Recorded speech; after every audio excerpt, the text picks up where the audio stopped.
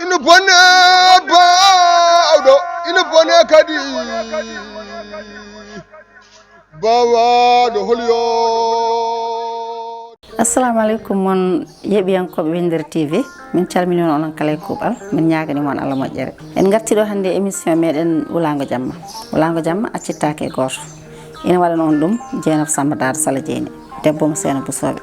hande noon gaddanɗen bandiraɓe ko fate rentrée des classes woni ouverture école woni aɗa andi hankadi ko hen wona ko ndun hendu kadi ko hen gonɗen école aji udditi ɗum noon yimmiraɓe foof kadi ne ñaaga ne mbattat hakkillaji kadi e sukaɓeɓe hade men yaade noon e yewtere meɗen eɗen calmina ɗo kadi yiɓɓe sehilaɓe eɗen calmina kala yeeɓiyanke Winder TV oɗon ñaaga ha hande yon jokku golle yon jeeb mbaɗon like mbaɗon partagé mbaɗon aimé aussi oɗon mbaɗa kono ha hande amin ñaagui yon jokku golle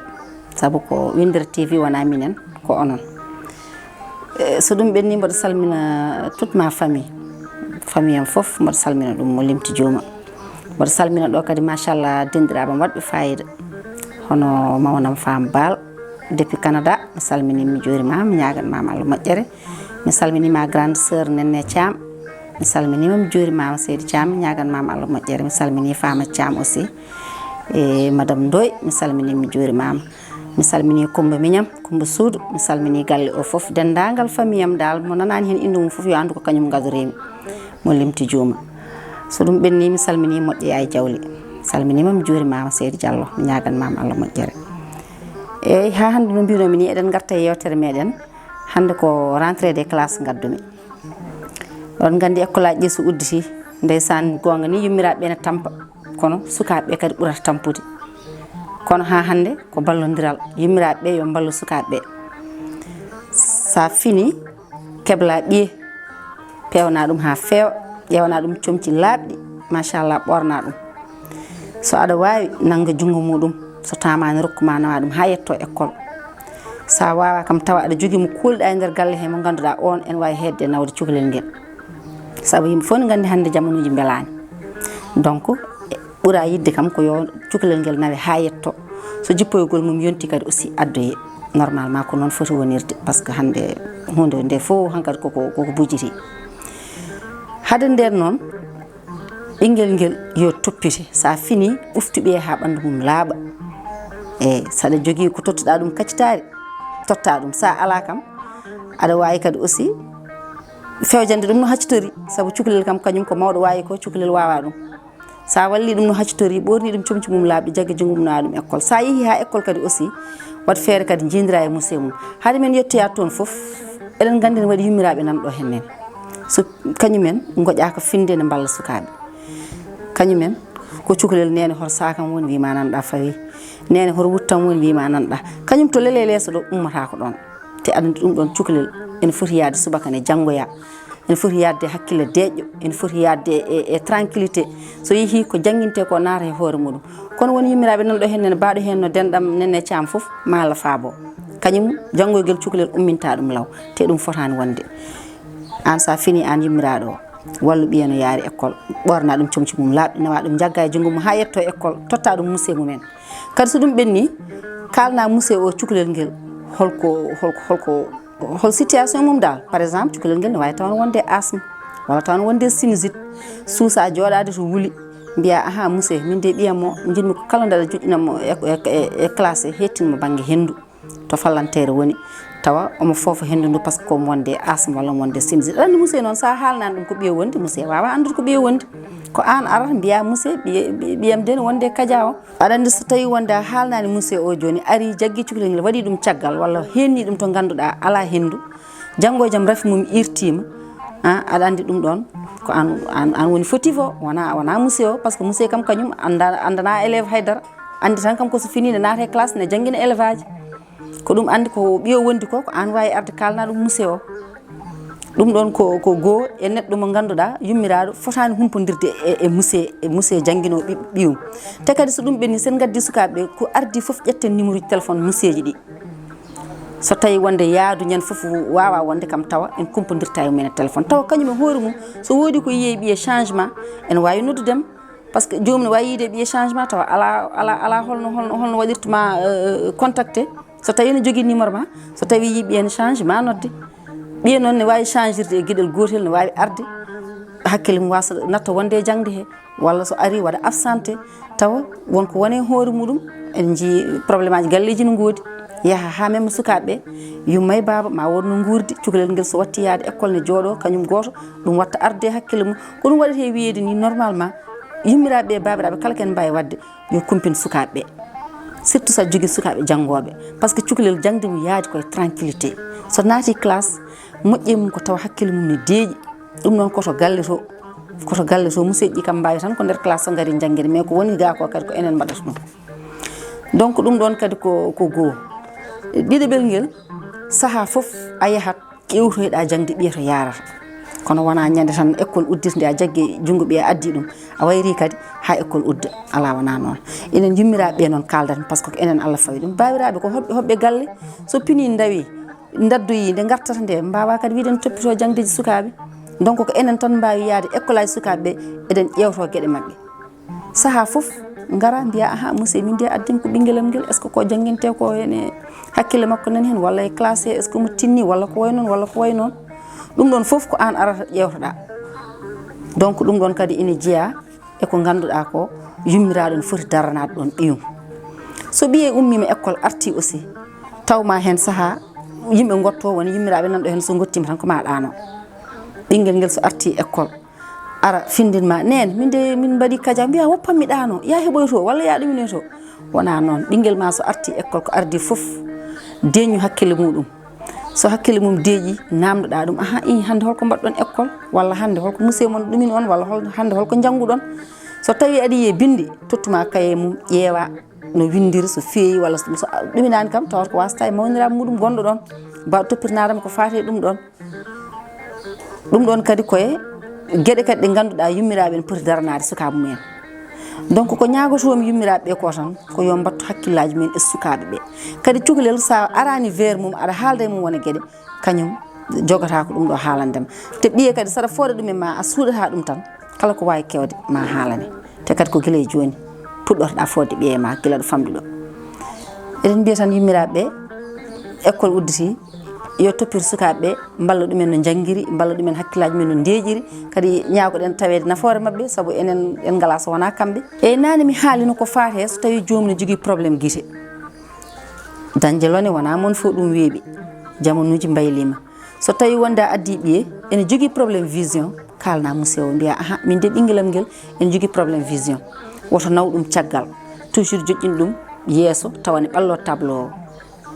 ɗum ɗon kadi sa haalnan ɗum monsieur wawa andude so tawi ɓiye ari ene jogui probléme vision a haalnan ɗum monsieur o jaggui ɓiye joƴƴini ɗum caggal kala ko winda yiyata windata tan kañum ko lewñata hen ko ɗum kadi adda kadi chute kadi e jangde cukalel ngel te ɗum ɗon foof tawa kadi ko an fonno darade kaala a haalani an jangguinowo o normalement aɗa foti jogade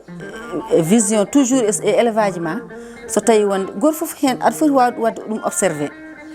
so tawi cukalel ngel koko deeƴi walla cukalel ngel ko piddugel walla cukalel ngel aussi ko kewgel haala nder classe walla ko way noon e ko way noon an monsieur o ko an wawi teskade ɗum mabɓe par ce que ko an wondata e mabɓe so yeehi noon ha waɗi changement goto mo ganduɗa guel ɗo cukalel ko ni wano natti wade ni walla ko ni wayanno addi changement watti haalde walla haalatano walla ko kalannoɗo watti deƴƴude ɗum ɗon sa yiiɗum e cukalel ngel aɗa foti ƴewde no keɓirɗa yummum nodda ɗum kalna ɗum mbiya ɗum aha yo ar aɗa sohli ɗum convoqué ɗum école ara mbiya ɗum aha ɓiyo o de ɗe balle mi yiyemu changement so arti galle ƴewtomo walla noddamo jewtida e makko ɗum ɗon kadi ko an monsieur o ɗum waɗɗi par ce que ko an ñaldata e mabɓe ko an wondata e mabɓe wonko ganduɗa ko an wawi wadde ɗum an wawi ƴewtidade ɗum e mabɓe e sen garti kadi seeɗa e yummiraɓeɓe aɗa andi joni classe uji ɗi ne change wonɓe ganduɗa janggat ko subaka wonɓe ganduɗa kadi janggat ko kikiɗe so tawi cukalel ngel koko foti hirdoyade par exemple 15 heures foti nadde an yummiraɗo o normalement aɗa foti ummade law pewja taw cukalel ngel so arti so tawi cukalel ngel ne jogori hirdoyade an yummiraɗo aɗa foti ummade law pewja so tawi cukalel ngel heure mum yonti tawa ñamra hakkille mudum yaara hakkille mum école sabu so sak ala haydara darata so tawi reedu mum ala haydara so yehi classe ni so jangginama yiyata dum kam ane mawɗo ni ƴewɗum e hoore ma ala ko haali noon cukalel donc noon so tawi an yummiraɗo a lelima ha heure belɗoma a ummima entre tan midi et 1 heure mbiya ar waɗa ɗon tan parah aɗa fewna bottade aɗa totta ɓiye te aɗan ɗum wawa wonde taw heure mum yoni janggoyi walla hen saaha jubba seeɗa ya hay ɗum hen saaha ni wawi wasde jubbude heure yana tan mbiya 3 heures yoni janggoy ha jippoɗa ñaama te tawa anda ɗo heege mum tolni ɗum ɗon ko foti yummiraɓeɓe eɗen ñaagui yummiraɓeɓe tan ouverture ari changement waɗi kala ko waɗeteno yo wattu waɗede law saabu enen en ngala so wona sukaɓe men ɓe donc kadi ko enen ballataɓe noɓe jangguiri ɓe mbaɗa réussir te kadi éducation base o ko guila e joni cukalel sa wownani ɗum tan gueɗe ɗuminde guila e joni so yeehi ha ɓooyi aɗa wawi perdude ɗum donc noon eɗen ñaagui yummiraɓeɓe yo mbattu hakkillaji e sukaɓeɓe change heure uji ɗi hankkadi vacances gasi mbatta finde law to piro sukaɓe mumen no ñamiri haade mumen hirloyade no ñamiri haade mumen dawde e foof kadi ko ɗum ko yummiraɓe cukalel ngel haydara wawa waɗande hoore muɗum ma waɗane donc noon eɗen ñaagui yummiraɓe yo mbattu hakkillaji e sukaɓeɓe e ɗum foof sa ƴeewi kadi ɗo kalanoɗen tan koɗo ganduɗa école waɗɗani galleji mumen ɗum mbaɗa wawi wiide taw ko ɗo tan e nder wuuro he kono sen gummima ɗo hen en payi e nder fuutaji he aɗa andi toon école aji ɗi collége aji ɗi ne goɗɗodiri e wuuro e guure ɗe donc par exemple tan mi hokka ɗo tan exemple tokos tan hakkude tan koola seɓɓe tan e padalal yimɓe fof jii no foti kilométre uji ma won hedde 3 à 4 kilomètres sukaɓeɓe gummo subaka o no jarata ni te nden hawra koye ceeɗu wulndu ngo ganduɗa ken nebbe e fof nani hen an yummiraɗo o so cukalel so ɓiye ene yaaha yomnu ɗum ndiyam ko ardi fof kadi jertina ɗum wonde yo rento jamonuji belani ne wawi oto wirto ɗum wiya ɗum armi nawarma école tan miijo trajet on way musdini jola hen hay so tawi noon trajet no muusi a jertinto ɓe mbiya ɗum ahan rewɗo ndewannoɗa yaade eɓe jadannoɗa so tawi yaade eɓe jadannoɗa so tawi wonde oto wirtima on wiine jolno on salo so tawi kadi wiine forcement wullu ɗum ɗon foof koye jertinde ɓiyum sene yaaha kadi wona mo birtoɗa foof calmina surtout so tawi ko ɓiɗɗo debbo wona ɓe birtoɗa foof dokka ɗumen juuɗe walla wona mo birtoɗa foof deggodira e mumen ɗum ɗon foof yummiraɗo jogoto jertinde haalande ɗum e ɗum ɗo entre tan mi hokkira tan exemple tokos entre tan kaskas tan e faade e collége he déjà yimɓe fof jii trajet gonɗo ɗo noon te hen saahaji nangueji gulɗi yimɓe fof ne gandi toon no wayi ko yidde jertinde yummiraɓeɓe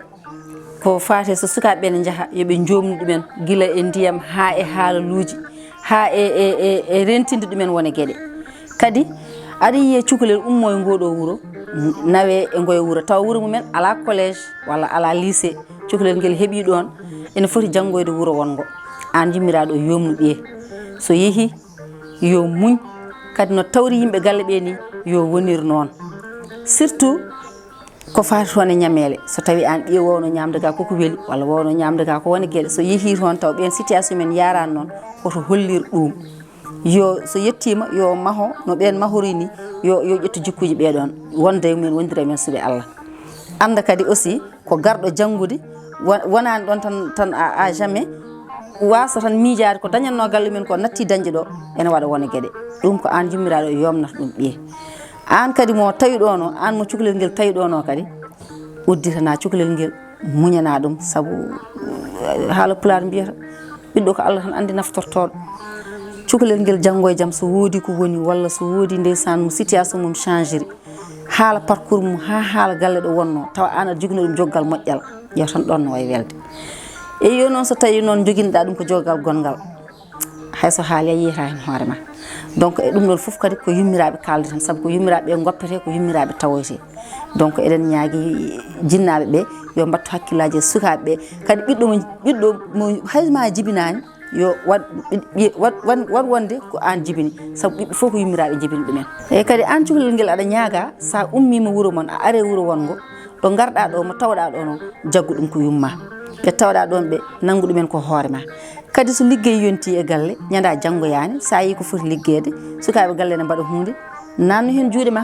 so tawi jaltini no guppa wallude men so tawi jaltini ko enen defa walla ne lawje ɗum ɗon fof ko jiiɗa ine gollo e galle no gonirnoɗa galle mon toni ar gonira ɗon noon sabu sa woni galle moɗon ko yummane waɗa fof ma wallu ɗum donc sa ari ga tawi ga yummum janan aussi aɗa foti kala kane waɗa balla ɗum mbasa jogade jikku mo ganduɗa a wiya tan an adduma ko janggude ñande janggoyani fof ñallata ko lelade walla jaaha cetta koyngal ma jaaha te ɗum ɗon kadi aussi addanta yimɓe galle ɓe hursindema walla addanta yimɓe galle ɓe jaggudema neɗɗo so yiɗama e galle tan ko kañum ligganto ɗum hoore mum sa ari waɗa hoorema ka ɓiɗɗo galle ko foti waɗede mbaɗa sa yi yimɓe ne poti liggade hunde anen liggoɗa ɗum ɗon kadi ko an élève jaaɗo o an jomnatami ɗum ɗo kadi yummiraɓe yo mbattu hen hakkillaji no fewi ganda wonde aduna wona haydara non nanguirɗa ɓiye foof kono ɓi janan foof ko noon ɓiye nanguirte donc ɓiɓe fof ko enen jibini enen yummiraɓe pewnen ha feewa dokken sukaɓe meɗen no mbaɗiri réussir so mbaɗi réussir Allah hokke en tawede donc hande ko ɗum ɗon gaddannomi bandiraɓe ɓe henne ko fate rentrée des classes manam ouverture eɗen ñaagui bandiraɓe ha hande yeeɓiyankoɓe Windere TV yo mbaɗa like mbaɗa partagé mbaɗa aimé Windere TV wona minen ko onon ha yesso ko lawol wulango wulango wulango jamma ko wulango jamma